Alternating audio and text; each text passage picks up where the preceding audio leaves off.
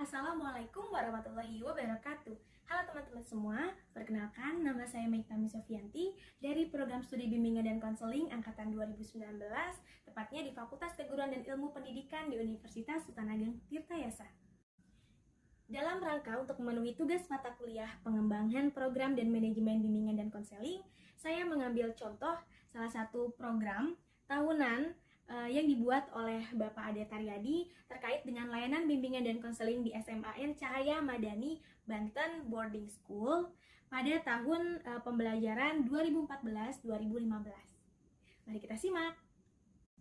Baik teman-teman, yang pertama akan kita bahas terkait dengan rasional yang sudah dibuat oleh Bapak Ade Taryadi dalam makalahnya, bahwa urgensi yang perlu ditekankan dalam program bimbingan dan konseling adalah perkembangan peserta didik harus dapat secara optimal berkembang dalam berbagai aspek, entah itu aspek fisik, intelektual, peminatan, bakat, rencana studi, maupun karirnya. Nah, hal tersebut juga perlu disesuaikan dengan tingkat perkembangan serta peluang lingkungannya. Nah, selain itu juga secara objektif, sekolah harus dan mesti mampu untuk memiliki kesamaan sikap dan juga orientasi yang sama tentang kemajuan mutu yang ingin dicapai oleh sekolah, baik itu secara keseluruhan tentunya. Nah, selain itu juga Bapak Ade Taryadi dalam makalahnya menjelaskan bahwa lingkungan itu harus sesuai dan tentunya dapat menyediakan sumber daya entah itu pendidik, tenaga kependidikan yang profesional, juga tersedianya dan ketersediaannya sarana maupun prasarana yang menunjang belajar maupun pembelajaran yang harus memadai di sekolah.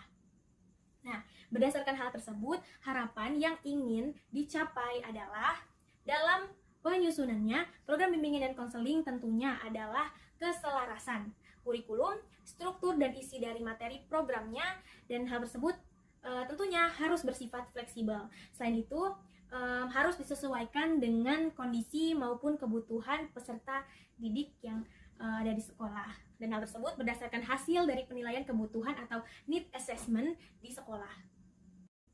Selanjutnya, teman-teman, penulis juga menjelaskan terkait dengan berbagai landasan bimbingan dan konseling yang dijadikan acuan dalam program layanan bimbingan dan konseling di SMAN CMBBS. Nah, seperti terdapatnya landasan yuridis, konseptual, landasan filosofis, landasan religius, landasan psikologis, landasan sosial budaya, landasan ilmu dan teknologi, serta landasan pedagogi. Dalam makalah program kerja tersebut juga terdapat visi misi dari SMAN Cahaya Madani Banten Boarding School serta tujuan layanannya juga. Nah, adapun tujuan dari layanan bimbingan dan konseling di CMBBS adalah yang pertama, membantu peserta didik untuk dapat memahami, menerima, mengarahkan, dan juga mengembangkan potensi, minat, bakat, kreativitas, dan juga kemampuannya serta kompetensi belajarnya dengan seoptimal mungkin.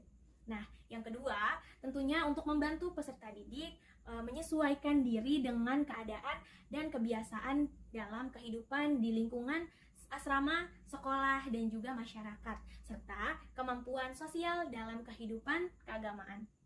Nah, yang terakhir adalah untuk membantu peserta didik agar memiliki wawasan terhadap arah, studi, dan perencanaan karir, serta juga dapat mandiri dalam merencanakan kehidupan masa depannya.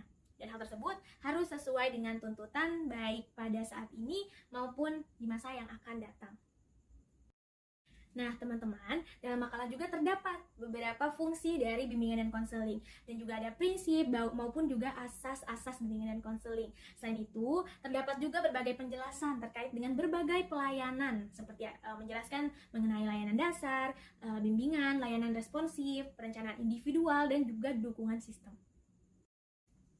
Nah, teman-teman, di dalam makalah juga menjelaskan tentang format program yang ada dua. Yang pertama, program kerja umum. Program kerja umum ini adalah program pelayanan bimbingan dan konseling yang meliputi seluruh kegiatan selama 1 tahun untuk masing-masing tingkatan kelas di sekolah, yang terdiri atas program tahunan, semesteran, bulanan, mingguan, dan harian yang dibentuk dalam satuan kegiatan layanan bimbingan dan konseling atau Satlan BK maupun RPL SKL BK, dan harus dilaksanakan sesuai dengan sasaran, substansi, jenis kegiatan, waktu, tempat, dan pihak-pihak yang terkait juga. Nah, yang kedua, ada program kerja khusus peminatan. Nah, ini adalah program layanan bimbingan dan konseling yang dilaksanakan mulai siswa diterima di kelas 10. Begitu, teman-teman.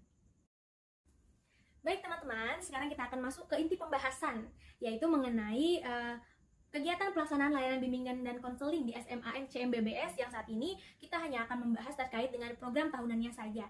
Nah, di SMAN CMBBS ini setiap awal tahun pembelajaran baru, koordinator BK pasti membuat perencanaan program layanan BK.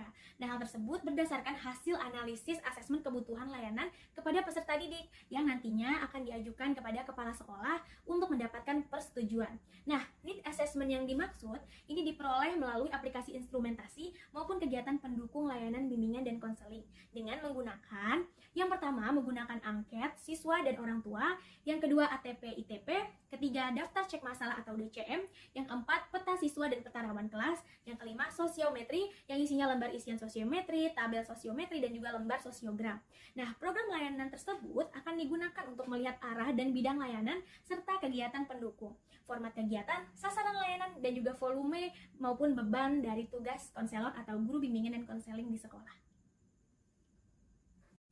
Nah, selanjutnya teman-teman, untuk melengkapi data keperluan konseling pada umumnya yang ditujukan untuk arah peminatan akademik, nah khususnya ini guru bimbingan dan konseling akan berkoordinasi dengan bagian kesiswaan, kurikulum, dan wali kelas. Dan ini untuk mendapatkan data. Data apa saja? Yang pertama, data ketidakhadiran siswa atau absensi. Yang kedua, data kejadian atau pelanggaran tata tertib seperti surat panggilan, surat perjanjian, konferensi kasus, studi kasus, dan lain-lain. Kemudian ada data hasil psikotes, entah itu hasil tes IQ, bakat, maupun kepribadian. Ada juga data nilai UN dan nilai rapot hasil belajar di SMP maupun MTS. Nah, kemudian juga prestasi hasil belajar di SMA.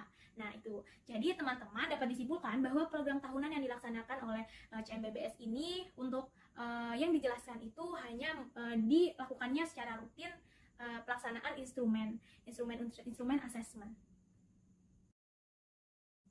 Jadi, teman-teman untuk dapat menyelenggarakan kegiatan yang telah diprogramkan, khususnya kegiatan yang memerlukan biaya dana seperti mendatangkan narasumber, tokoh, maupun transportasi untuk adanya pelatihan, seminar, maupun hal-hal lain gitu ya.